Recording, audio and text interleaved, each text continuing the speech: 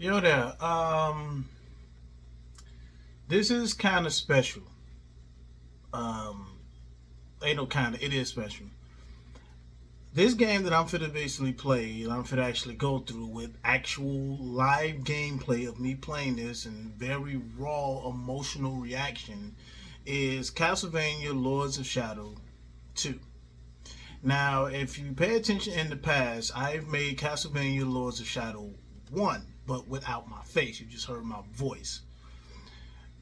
Two reasons why I'm doing this of like live reaction, like how the way it is now, is one, I'm resetting up my audio systems I had on here. My nieces and them came over and they installed, I don't know how, TikTok to the computer or made live videos or whatever have you. So they messed up my audio system. So I gotta tweak it back again to basically so you won't hear echoes, so you won't hear like other stuff in the background and all that stuff. So that's pretty much what's happening with that. That's number one.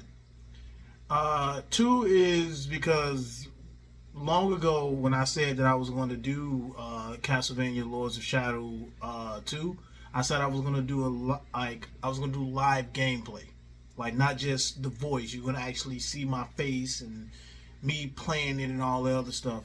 Well, not actually me playing it because the controller's going to be like down, so you won't see me play it. But yeah, Lords of Shadow 1 is on the channel. Lords of Shadow 2 is on the channel. That's pretty much it. Well, not Lords of Shadow 2. My bad about that. Lords of Shadow Mirror of Fate is on the channel. This Lords of Shadow 2, as I said, it holds a special place in my heart. It's only this and another game or another franchise called Ninja Gaiden, basically. And I will be playing that probably most likely in. I'll probably play it like the end of the summer.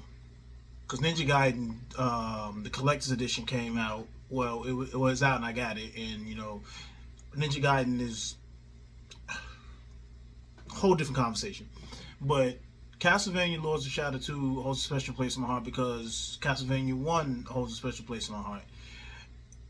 These are the first games that I actually was really diving in. I really wanted to know more. This kicked off the jump start for so many games that I have now that like somewhere to play. Like basically, it kicks off the story-based gameplays that the games that I have, like games that have very good story, very good lore, and all that stuff. Castlevania Lords of Shadow really kicked it off, and also this was a good point of me jumping into the Castlevania series. I have not played no other Castlevania ever. I don't plan on playing any other Lords of Shadow. I mean, not Lords of Shadow, any other Castlevania ever. Lords of Shadow, I'm content with being in the story. It's outside the original story of the Castlevania series that everyone knows and love and all that stuff. It's for new beginners that don't want to really go back and play all like the old school games and all that stuff. It's pretty much like that. I love it. And when Castlevania Lords of Shadow came out, as I said in the previous videos that I said, that I played, is that I had when Lords of Shadow first came out, I pre-ordered the deluxe edition that came with the the soundtrack, the booklet, the 2 disc, so to speak. I pre-ordered the shit out of it, and I played Lords of Shadow damn near from sun up to sundown every day. Every day I just literally just went through a straight run of that game. Like I start from the beginning and go straight through, beat it, go to sleep, wake up the next morning before I play. Well, not morning, but like cut the Xbox on. If I play any other game, I will play Lords of Shadow. I will literally go through as much as I can. And then when they announced that the DLC was coming out for it, I was so fucking hyped because how the way it ended, it was like just Gabriel was Dracula now, and we don't know how the fuck that even happened. And you play the DLC of Castlevania Lords of Shadow, and you find out, okay, this is how he became immortal and Dracula and all that stuff. You play that, and you see. And then after that, It was on Nintendo DS, so I couldn't play it when it first came out. But then they remade it in the HD collection and put it on the Xbox, which is Castlevania Mirror of Fate. Mirror of Fate is basically telling the story between Lords of Shadow and Lords of Shadow 2. You get to play as Simon Belmont, you get to play as Trevor Belmont, and you get to play as Alucard, which Trevor and Alucard are the same person when you find out in the story. But yeah,